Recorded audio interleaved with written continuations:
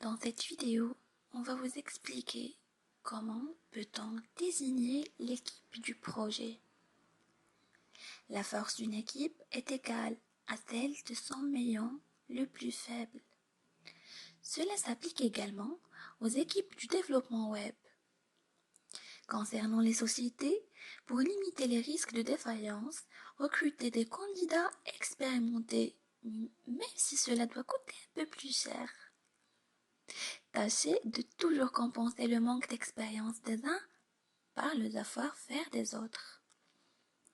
Veuillez à bien fixer les rôles et les responsabilités de chacun, y compris celles du client et de l'équipe, pour éviter que certaines tâches ne soient du ressort de personne. L'organisation idéale côté client est celle qui comporte un interlocuteur unique, habilite à prendre toutes les décisions. Évitez d'avoir à vous retrouver face aux multiples avis d'un comité client désorganisé. Demandez que les retours d'informations proviennent d'une seule source. Et finalement, n'oubliez pas qu'une même personne peut fort bien porter plusieurs casquettes et assurer plusieurs missions. Déléguer ou embaucher si nécessaire pour éviter de donner à un membre de l'équipe de travail qui ne peut pas absorber.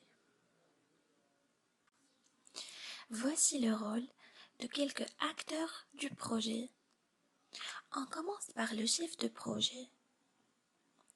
Donc son rôle est préparer et rédiger le cahier des charges, suivre la conception du projet, que ce soit le besoin du client, la spécification fonctionnelle, lotissement, livrable et les critères de réception, etc. Piloter le projet en constituant, organisant, coordonnant et animant l'équipe projet selon le cahier des charges. Livrer le projet au niveau de qualité attendu par le client. Assurer la rentabilité du projet. Assurer le suivi auprès des clients.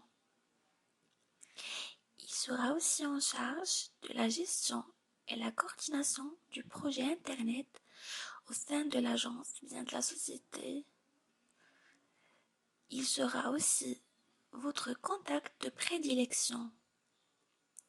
C'est lui qui récoltera les informations, veillera aussi au suivi du planning et du budget.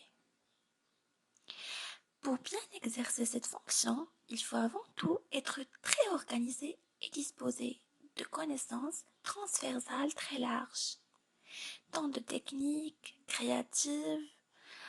Il devra aussi disposer d'une très bonne vision de ce que les autres vont réaliser. Le développeur web, ce spécialiste de la programmation informatique, dispose d'un profil à la fois moderne et bien différent de l'image poussiéreuse que les médias peuvent donner à des informaticiens. C'est quelqu'un de sensible à la pointe des nouvelles technologies. Il doit disposer d'une bonne sensibilité visuelle puisqu'il sera amené à travailler en relation avec des designers. C'est donc une personne qui aime relever des défis et apprendre chaque jour de nouvelles choses. Son rôle sera de faire fonctionner ensemble la partie visible du site internet et la partie invisible à vos visiteurs, c'est-à-dire l'outil de gestion de contenu. Il assurera aussi la programmation des fonctionnalités complexes qui auront été imaginées. Le responsable de la production et du développement. C'est un responsable de la production des données informatiques qui occupe une place de plus en plus essentielle dans les entreprises. Il dirige une équipe. Sa connaissance logicielle et matérielle de la chaîne de production est primordiale. Son rôle est organiser et superviser l'ensemble de la production, assurer le maintien en condition opérationnelle de l'infrastructure de système d'information, faire évoluer et optimiser les infrastructures de production, par exemple les nouveaux équipements, l'automatisation, etc. Gérer les mises en production et les évolutions, par exemple l'application et infrastructure. Assurer le bon fonctionnement technique des applications en production, quel que soit un métier ou transverse. Assurer le juste dimensionnement des ressources. Garantir un niveau défini de qualité de service de sécurité aux utilisateurs en adéquation avec les contraintes métiers. Assurer le sauvegarde et l'archivage des données produites. S'impliquer dans la résolution des incidents critiques, par exemple diagnostic, résolution, reprise, information aux utilisateurs. Assurer une veille technologique afin de proposer des évolutions.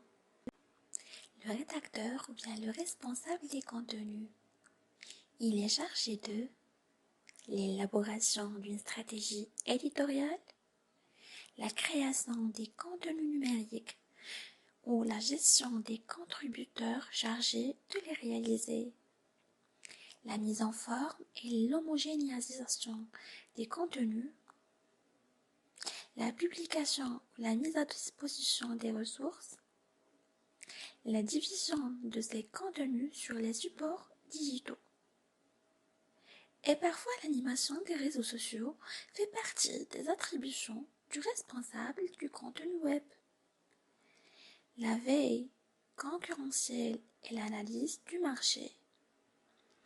Ces missions visent un double objectif: améliorer la visibilité de l'entreprise et apporter de la valeur ajoutée au public.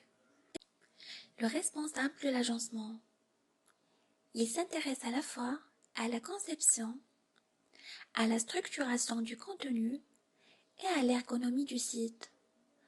Le responsable de l'agencement traduit le contenu et les objectifs du site en modèles fonctionnels et visuels. Il développe le plan du site et structure les outils de navigation sur la page, sans s'occuper de la création graphique. Il définit également les fonctionnalités et les interactions utilisateurs. Lorsqu'il travaille avec des applications web, cette personne est chargée du développement des cas d'utilisation, les séquences d'actions utilisateurs sous forme de scénarios. Le responsable du contrôle qualité qualifie et définit et met en œuvre les techniques du contrôle qualité afin de vérifier la qualité des produits et des services dans le respect de la réglementation et des règles d'hygiène et de sécurité. Le responsable de l'ergonomie. L'ergonome doit collecter toutes les informations pertinentes sur le comportement en ligne des utilisateurs afin de découvrir les facteurs de succès. Il travaille en étroite collaboration avec le responsable de l'agencement pour définir les outils de navigation et les parcours utilisateurs. Il intervient également pour valider l'ergonomie de maquettes HTML et collabore avec le responsable du contrôle qualité lors du lancement.